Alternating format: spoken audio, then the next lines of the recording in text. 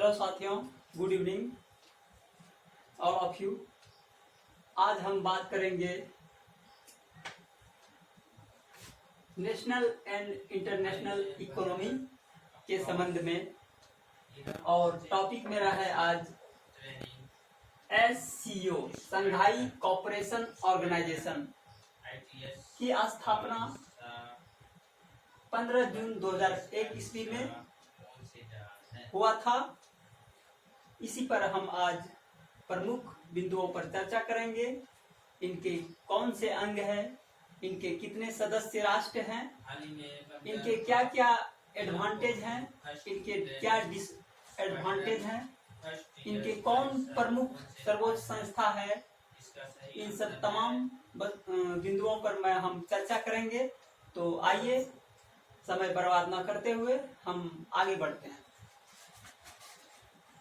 SCO संघाई cooperation organisation की स्थापना 15 जून 2001 ईस्वी को हुई थी, और भारत इसका मेंबर जो है 9 जून 2017 में सम्मिलित हुआ था। संघाई सहयोग संगठन में 8 सदस्य राष्ट्र है, और 8 सदस्य राष्ट्र जो है, इनमें से ये सदस्य राष्ट्र देख रहे हैं, ये है सदस्य राष्ट्र। सदस्य राष्ट्र चीन है, इनके सदस्य राष्ट्र रूस, Bharat, Kazakhstan, Kyrgyzstan, Tajikistan, Uzbekistan, Pakistan, ये तमाम 8 सदस्य देश है जो कि संघाई कोऑपरेशन ऑर्गेनाइजेशन के ये मेंबर।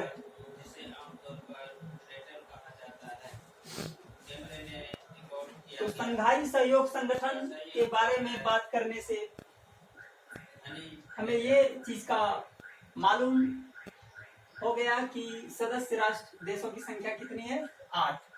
आपके महत्वपूर्ण एग्जाम में ये सवाल हमेशा पूछा जाता है, तो आप इन बिंदुओं को याद रख लें। 8 देश कौन सा है, इसे आप नोट करके कॉपी में रखें। किसी भी एग्जाम में ये पूछा जा सकता है।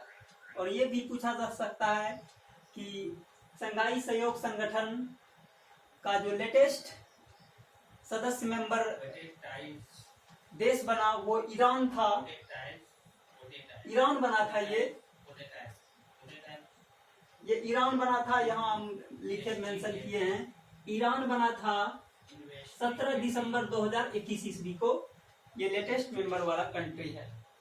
और इनके अलावा भी जो 4 पर्यवेक्षक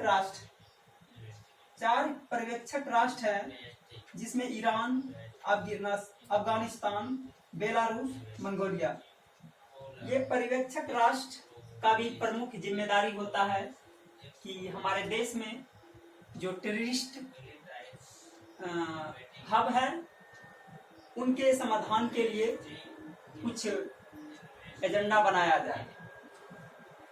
अब बात करते हैं हम, किसी भी देश को चलाने के लिए एक ऑर्गेनाइजेशन की जरूरत पड़ती है। उसी तरह उस ऑर्गेनाइजेशन का नाम है संघाई कोऑपरेशन ऑर्गेनाइजेशन, संघाई सहयोग संगठन। तो इनके जो है 3-4 पिलर्स है, जो स्तंभ है। जैसे कि हमारे देश की जो 4 मेंबर बड़ी है, कार्यपालिका, विधायिका, न्यायपालिका और पत्रकारिता। तो हर स्तंभ का अपना अपना इम्पोर्टेंस है। उसी तरह इनके भी इम्पोर्टेंस टूल है, स्तंभ है। वो कौन कौन से स्तंभ है, आइए जानते हैं उनके बारे में। तो आप लोग इसे बेसिक रूप से समझ जाएं, ताकि आप मेंस में अगर संघाई सहयोग संगठन के बारे में लिखने आ जाए क्वेश्चन, तो आप आराम से लिख सकते हैं। तो इनके इम्पोर्टेंट टूल्स को जानते हैं। कौन कौन सा इम्पोर्टेंट टूल्स, इसके स्तंभ क्या है। एक है SCO, head of state council. Head of state council ये संघाई सहयोग संगठन की सर्वोच्च संस्था है जो ये निर्णय लेती है, निर्णय लेने वाली सर्वोच्च संस्था है कि किस सदस्य देश को जिम्मेदारी सौंपा जाए कि ये संघाई सहयोग संगठन चीन में होगा या भारत में होगा या पाकिस्तान में होगा। अभी लेटेस्ट में ही हमारे जो पाकिस्तान के इस्लामाबाद शहर में 16 अक्टूबर को संघाई सहयोग संगठन हुआ, वो मेजबानी करने वाला पाकिस्तान राष्ट्र था। तो इनका निर्णय जो है हमारा हेड ऑफ स्टेट काउंसिल, ये SCO संघाई कोऑपरेशन ऑर्गेनाइजेशन के सर्वोच्च संस्था है जो डिसाइड करती है कि अगले साल किसे जिम्मेदारी सौंपा जाए। अब आते हैं, ये फर्स्ट पॉइंट हो गया। सेकंड पॉइंट में आते हैं HGC अर्थात हेड ऑफ गवर्नमेंट काउंसिल। ये SCO की संगठन की दूसरी सर्वोच्च संस्था है। अब आइए जानते हैं इनके क्या क्या राइट्स है, इनके क्या क्या अधिकार हैं। तो इनका अधिकार ये है कि ये बजट मंजूरी तय करती है। कौन? Head of government council. ये SCO का दूसरी सर्वोच्च संस्था है जिसे मंजूरी बजट के तहत किया जाता है। किस देश की health sector, foreign sector, security sector और एजुकेशन सेक्टर, इन तमाम इकोनॉमिक सेक्टर को कैसे बढ़ावा दिया जाए, इन सब प्रमुख बिंदुओं पर ये काम करती है। अब इनके अलावा ये 2 पिलर्स हैं। ये 2 क्या है? पिलर्स, स्तंभ। ये 2 स्तंभ हैं। पहला स्तंभ हो गया हेड ऑफ स्टेट काउंसिल, दूसरा हो गया हेड ऑफ गवर्नमेंट काउंसिल। इनके अलावा भी जो है हमारे जैसे कि विदेश मंत्रियों की परिषद नियमित बैठक करती है। हमारी जो विदेश मंत्री की परिषद होती है, जैसे हमारे देश में अभी विदेश मंत्री कौन है? S जयशंकर, जो कि पाकिस्तान गए हुए थे संघाई सहयोग संगठन में भाग लेने के लिए। तो ये भाग लेने का एक प्रोसेस है, क्योंकि आप आगे चल के आपको बताएंगे कि SCO फ्रेमवर्क के भीतर सदस्य राष्ट्र में किसे किसे जाना पड़ता है, उनके क्या क्या कार्य है। तो 9 साल के बाद ये विदेश मंत्री गए हुए थे। इनसे पहले सुषमा स्वराज गए हुए थे। 9 साल बाद ये S जयशंकर गए हैं, ताकि पाकिस्तान और भारत के साथ संबंध जो है अच्छे नहीं है। तो अब विदेश मंत्रियों की परिषद नियमित बैठक, इनका क्या काम है, इनके बारे में जान लेते हैं।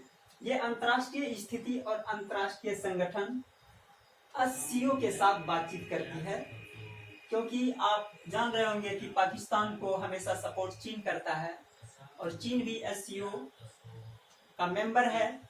और चीन के भी विदेश मंत्री आए हुए थे, वांग यी, और पाकिस्तान के भी विदेश मंत्री आए हुए थे, अली बाघेरी कानी, और भारत के भी विदेश मंत्री गए हुए थे अभी पाकिस्तान के इस्लामाबाद में जो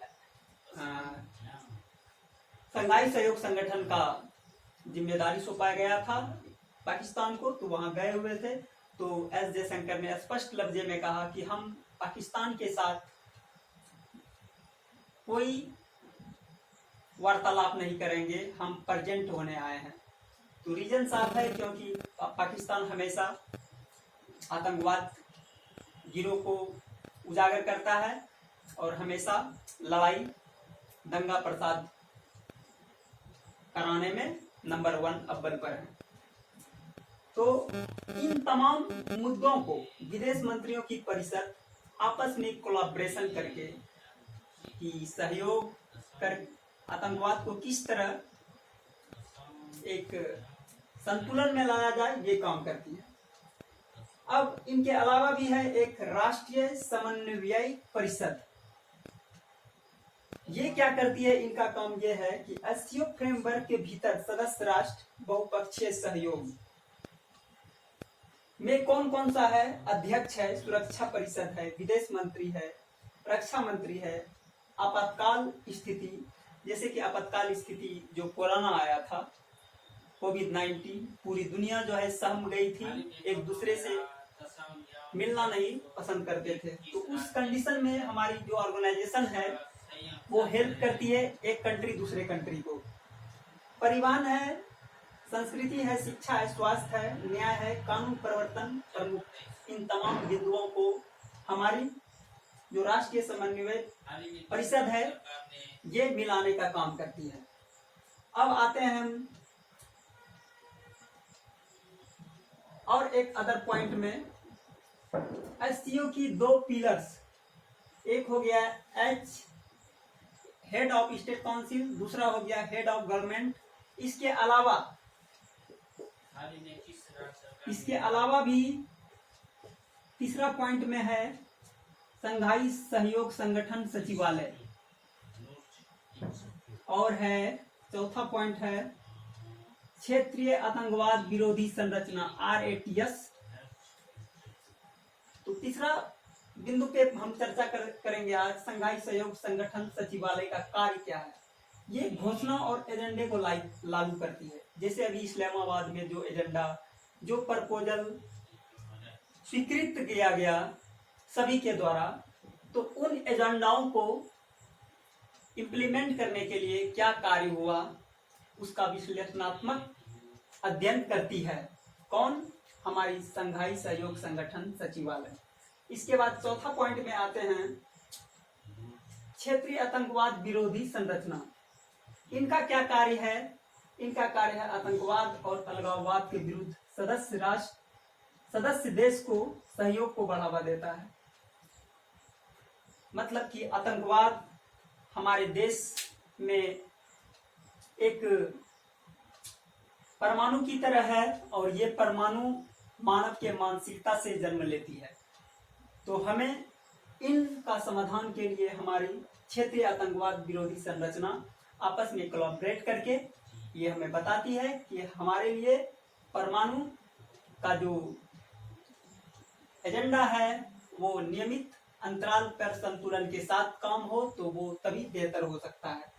तो इन सब तमाम बिंदुओं को हमने रखा। तो संघाई सहयोग संगठन की पहली बैठक, लास्ट में जाते जाते बताऊंगा कि एससीओ की पहली बैठक 23 सितंबर 2003 में हुई थी। वो भी कहाँ पे हुई थी? चीन की राजधानी बीजिंग में, और इसका मुख्यालय भी जो है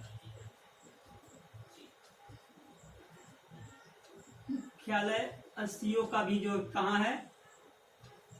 बीजिंग में है। तो ये सब सवाल इंपॉर्टेंट जहन में याद रखें।